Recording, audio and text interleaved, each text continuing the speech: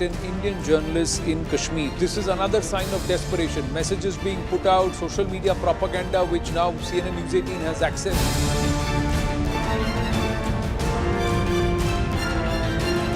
Russia launching a series of missile strikes. The Ukrainians claim up to 100 missiles hit Ukrainian targets. That's why the Ukrainians had to fire in self-defense. Now, I want to understand on what basis was that amnesty given that we knew even back then what the PFI stood for and what its people were doing on the ground. In terms of this level of depravity in this toxic relationship, we certainly would want swiftest and strictest punishment against him for what clearly is the rarest of the rare crime.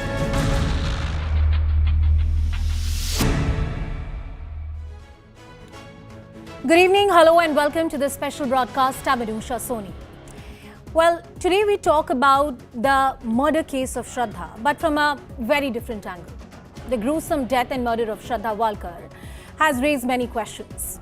While the entire focus has been on the cruel manner in which the crime was committed, another very crucial aspect needs more public attention and perhaps an open discussion. The silent endemic of violence in intimate relationships is the dark underbelly of this crime. It's often expected that with education and financial independence, a woman is liberated from the clutches of such violence. But one story after another has negated this presumption. The story of Shraddha is yet another example. Nothing can justify what psychopaths do to their victims, but it becomes even more difficult to reconcile while educated, socially mobile and financially independent individuals live through abusive relationships, hoping against hope that their love would perhaps change their abusers.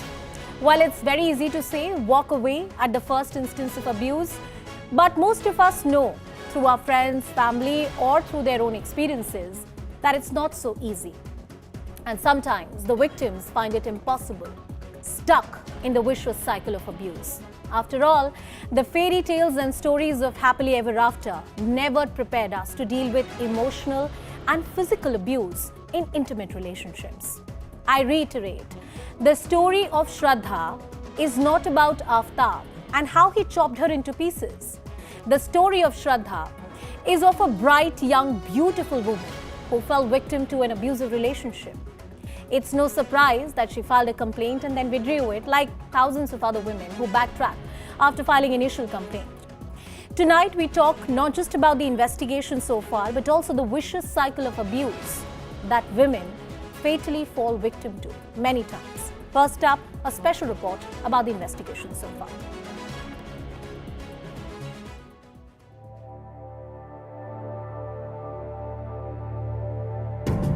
The gruesome murder of Shraddha Walker by her live-in partner has shocked the nation. As investigation moves forward, more shocking details are now emerging. A newly surfaced letter written by Shraddha was addressed to the police in 2020. It reveals Aaftab's violent behavior and attempts to kill her. She has spent her experience of being suffocated, scared, blackmailed and threatened. But later, the complaint and the letter was withdrawn. Meanwhile, the Delhi police is pinning all their hopes on a polygraph and narco test, especially after recording frequent inconsistencies in Aaftab's statements. Court has extended police custody for a third time to help the investigation. So far, Aaftab has confessed to have killed Shraddha due to a fit of rage and provocation, though this confession to the police is not admissible in a court of law. Some 35 pieces of evidence have been recovered, pieces of bones sent for DNA sampling.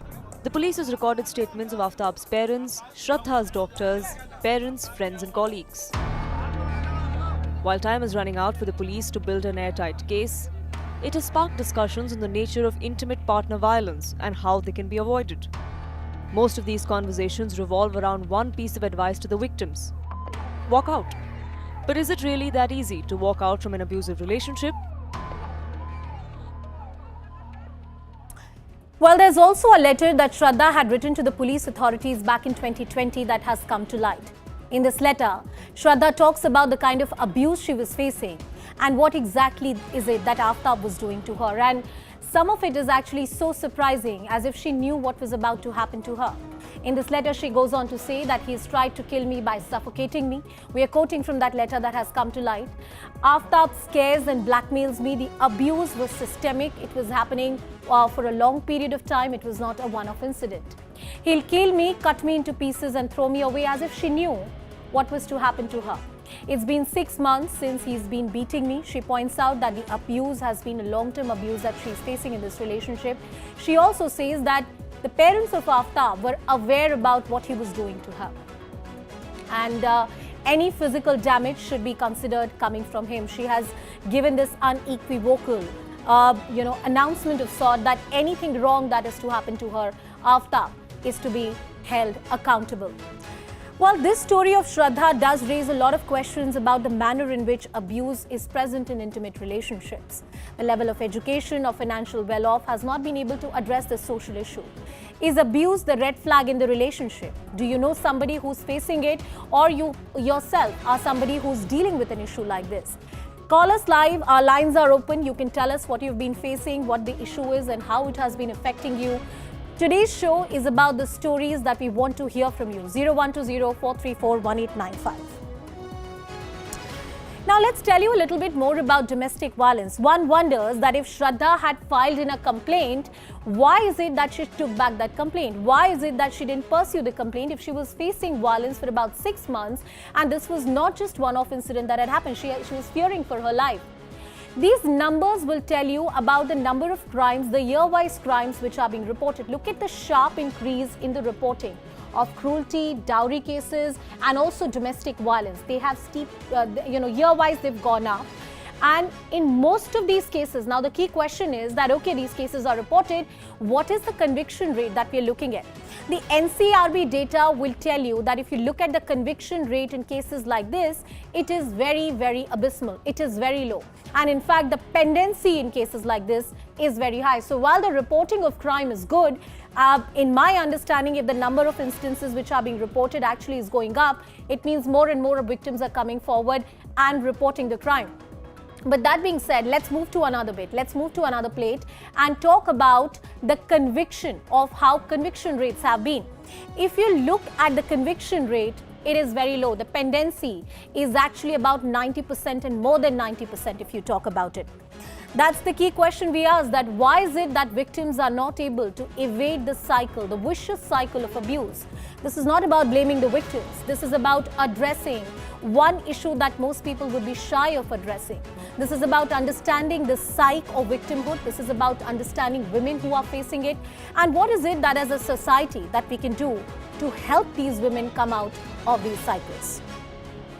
Well, joining us on the broadcast is Mr. Manas Mishra, who is a forensic expert. Mr. T.R. Kakkar, who is the former Commissioner of Delhi Police, is also with us on the broadcast. Namit Saxena, who is a lawyer at the Supreme Court. Dr. Jayanti Datta, who is a clinical psychologist. And Pragya Parijat Singh, who is a senior advocate, is also joining us on the broadcast. Dr. Jayanti Datta, I want to come to you first. One wonders that why is it that Shraddha put that complaint? She was aware of the kind of abuse she was going through. Somehow she also had this epiphany that, something wrong is going to happen to her. He would cut her into pieces and throw her off. Yet she continued the relationship with that man. And I dare say this is not a one-off story. Stories like these are endemic to our society. Yes. And you see, you partly answered the question yourself when you said these kind of perpetrators blackmail the victim. Now, what was that blackmailing component?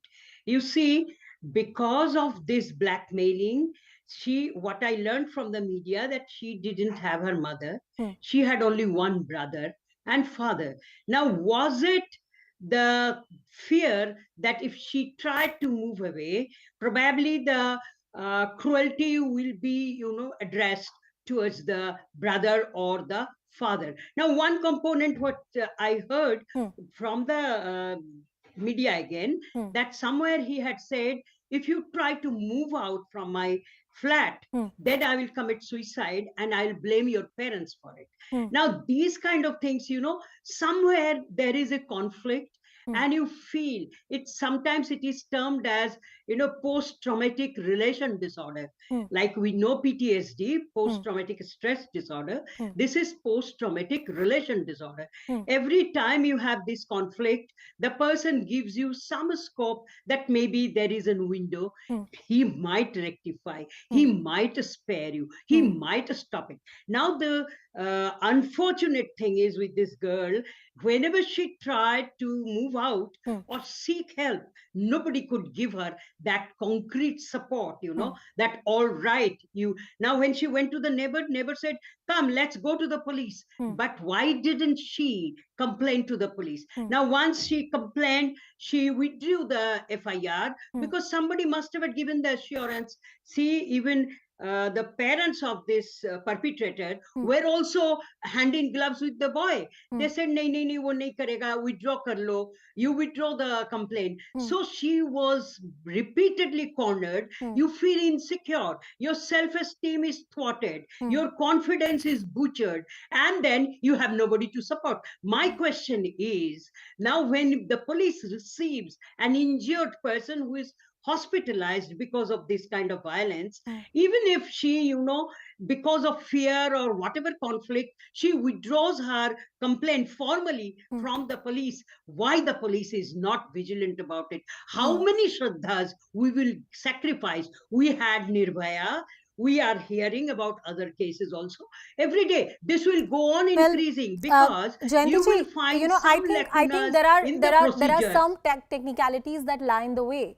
And I can tell you from some personal experience as well, that till the time a victim is ready to stand by her statement and fight the case out, it is very difficult for police or any kind of mechanism to address her grievances. She needs a support. Who will be giving her that support? Where do you have that kind of an infrastructure where you will say, all right, the violence will not increase, it will not be extended to your family. You see all these things, even the blue whale games and all that. If you go into the dynamism of this, people took their own lives because the threat was your primary relationship, your parents, your brother, your sister will be subjected to this. And once when you go through this, understand, you are really having doubts whether you can bear it out, whether you can really get out of this. You need to have some amount of hand-holding for a while. If somebody said, all right, I'm there, you think you can come out, let us know. That kind of a support, if you don't give, I want to go to Mr. Kakkar. I want to go to Mr. Kakkar and take in a view from him. Mr. Kakkar, the point that Jayanti ji is raising, and I'm aware of the technicalities, but I'm still asking you, that if there is a woman, she files a complaint and then she backtracks and says that, look, I don't want to pursue it.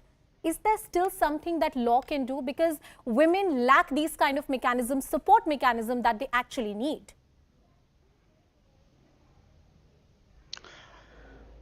Under the existing laws, my answer is no. If she withdraws her complaint and does not stand by any other statement that she may have given to the police, then the police under the existing laws will not be able to proceed fruitfully or not proceed at all. You see, now I'm just elaborating a little bit on what Ms. Jayanti has said. Look, what happens in these relationships is blackmailing and threats.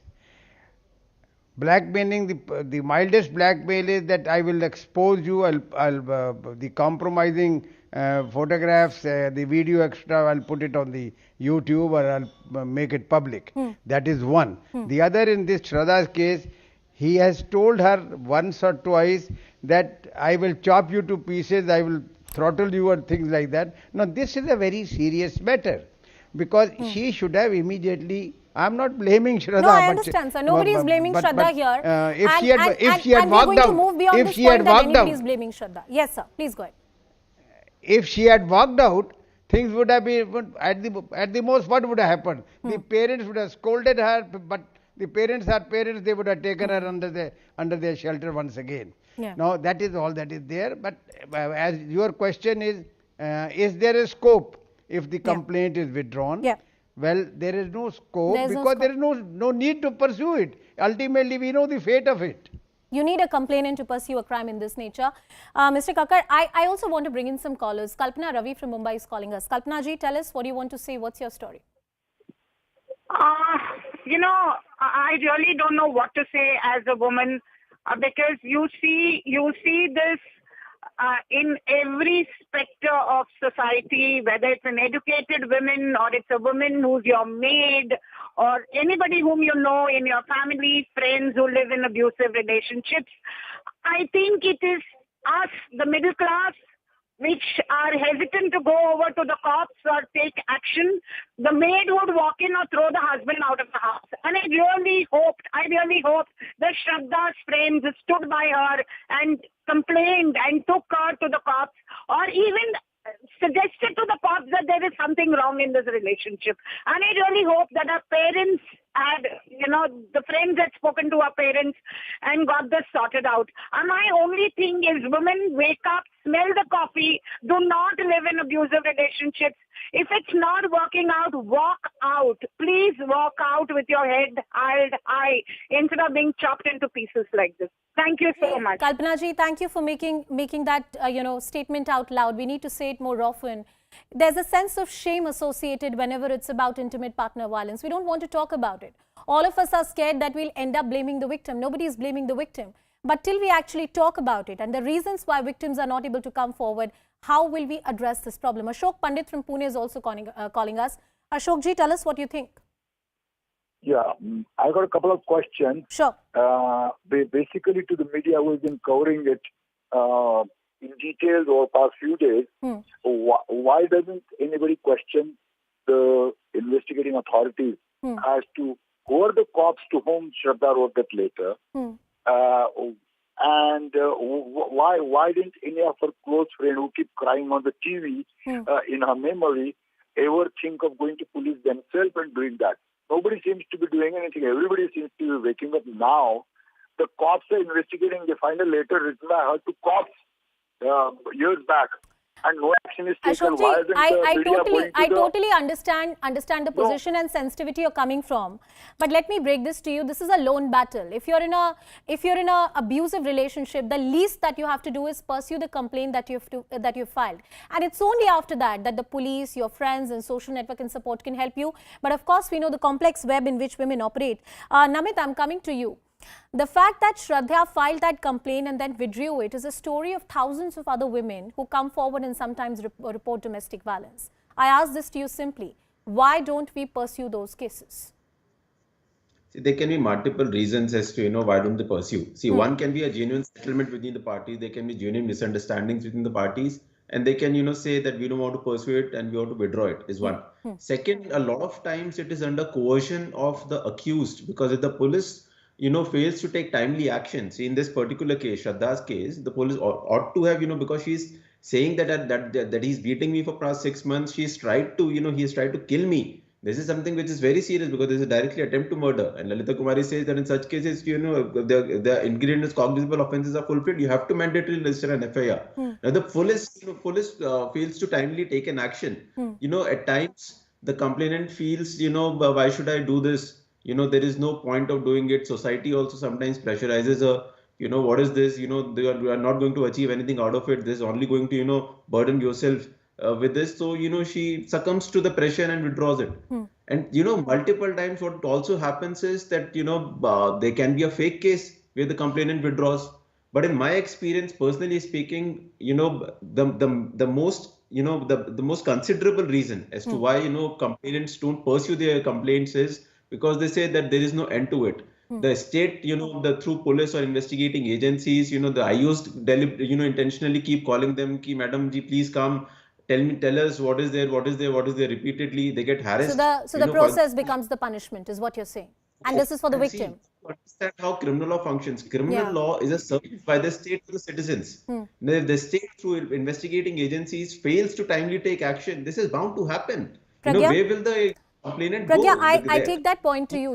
It's emotional factors or the lack of social support when women want to walk out of such relationships, or the sense of shame that women sometimes carry, or all of us carry as a society when it comes to intimate partner violence, is just one aspect of it. But there's an important point that Namit is making, which is about the process becoming the punishment. Where is the end to it?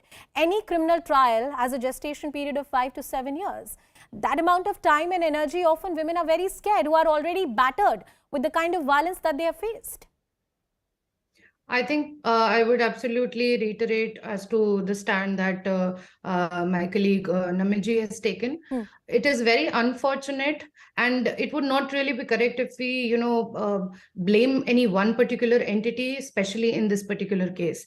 However, it is very, very important that we take into consideration the role that has been played by the investigation authorities who received this complaint 2 years back. What did they do about it? Did they record the reasons as to why she's withdrawing the complaint? Did they ever tell that, you already have an option that you can seek police protection by filing a case in the court directly, and you can, court can give you orders and they can not just safeguard you, your interest, but in fact your family also. Did they refer this particular person to the counseling center, that go there, maybe talk out about your grievance? Are you sure that there's no one who's coercing you?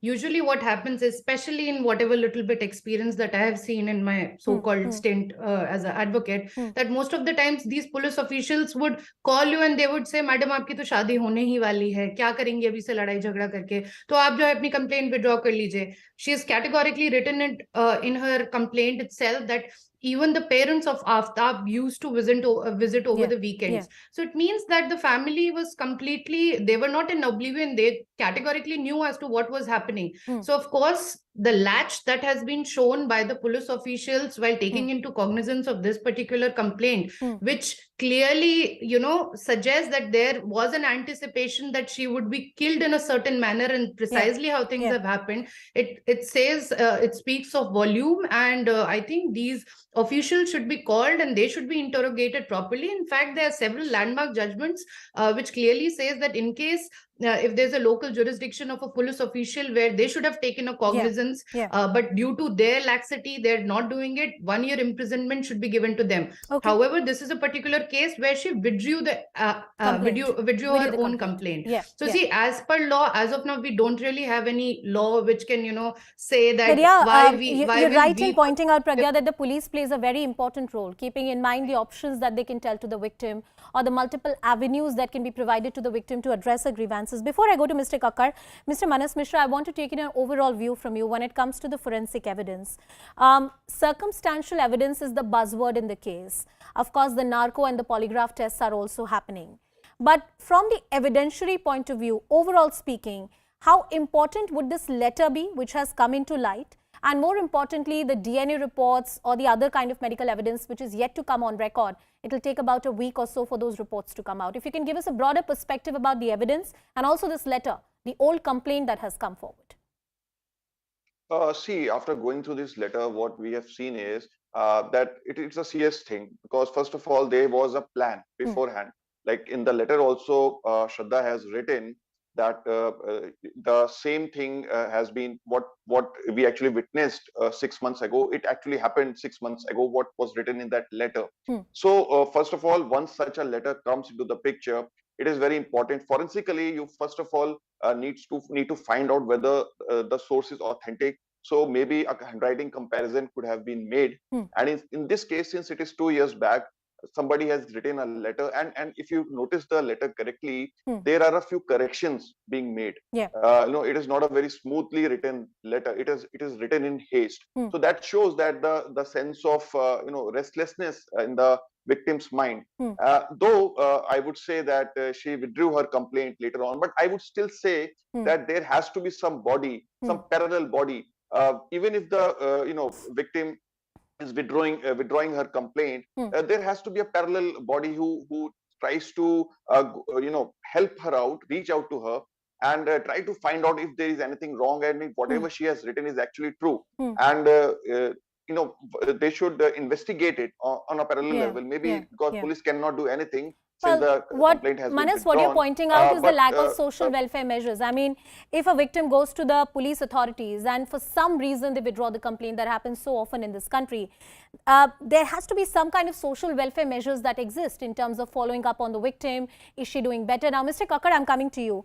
There were a few things that were said about the role of the police authorities and the manner in which police acts as the first instance where the crime is reported and their instrumental role in deciding whether the case will be pursued or not. Is it true that often police authorities are not so forthcoming in terms of registering an FIR or pursuing a case, or they might persuade the parties to come to a compromise, which doesn't work for the benefit of the victims? Look, it is very, very unfortunate that with all the ills that we have in various segments of the society, we tend to blame only one segment always. Now, in this particular case, look what has happened. She made a complaint in 2020. Only if she had stood by that complaint and not withdrawn it on persuasion, threats of somebody, things would have turned out entirely differently. Now, she has withdrawn when the complainant herself. Now, what happened when these sort of complaints come? I was listening to Mr. Sumit, advocate. Yeah. We know that these complaints come, we don't register the FIR immediately. We make some preliminary inquiries. We are authorized to do that. And it is only then, by the time you make inquiry, somebody withdraws the complaint, and even after persuasion, it doesn't stand by, then there is nothing that we can do at this stage. Now, there are large number of complaints made to the police. Some we can see, yes, this is a complaint, it has some substance. Some have reasonable substance. Some are just made out of something, jealousy, or maybe want to trouble the other person. Now, every complaint of this nature, third nature, cannot be registered straight away. Well, After sir, all, I do take all your points, sir, everything. but my initial question to you was that shouldn't there be a mechanism where police actually provides all kind of options to the victims in terms of providing a police security? In this case, there's also a threat to life that was reported that she talked about. We have. Listen to me, please listen to me. We have the women wing in every police. I really hope, sir, they were functional. I'm sorry, I'm interrupting you. Where the women can. I want to take in some callers as well. Venkatesh from Bengaluru is calling us. I quickly want to take two callers. Venkatesh ji, tell us what you think. Good evening, madam. We have to compliment this senior advocate, that madam. She has raised a very genuine point. Compliments to that lawyer. See, when this Shraddha lodged a complaint with horrific abuse, and when she withdrew immediately, the circumstances which led to the withdrawal of her complaint should have been probed by the responsible police. So the police station where the complaint was lodged, the police people who took the police complaint should be called, interrogated, why they left the case. No, Venkatesh ji, that's a question that many people are asking. I take that point. Anshuman from Pune is also calling us. Anshuman ji, tell us what you think.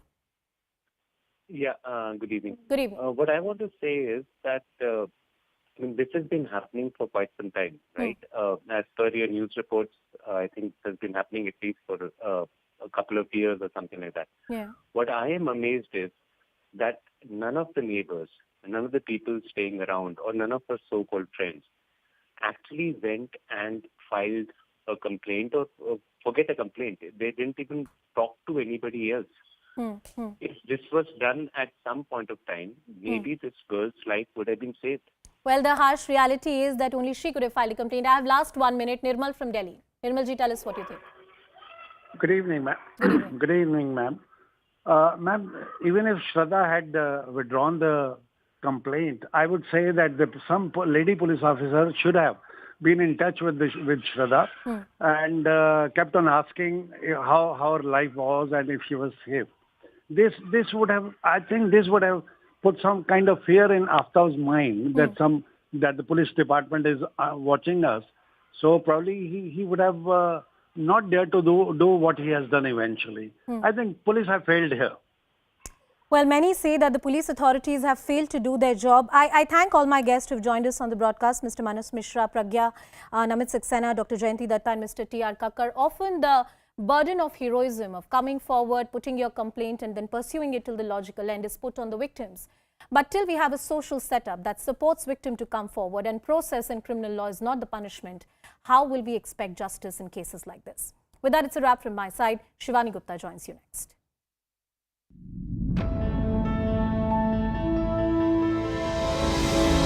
Pakistan is ordering terrorists to threaten Indian journalists in Kashmir. This is another sign of desperation. Messages being put out, social media propaganda, which now CNN News 18 has access.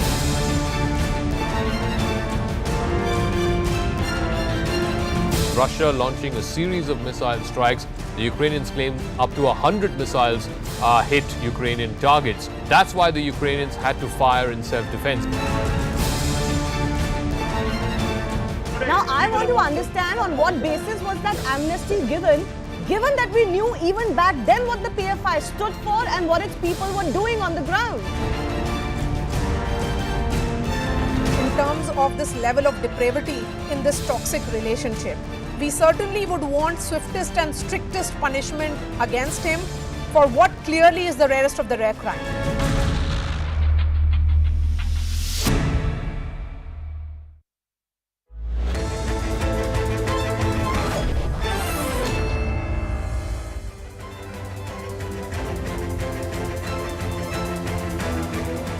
Welcome everyone. Thanks a lot for staying with us. You're watching Plain Speak with me, Shivani Gupta.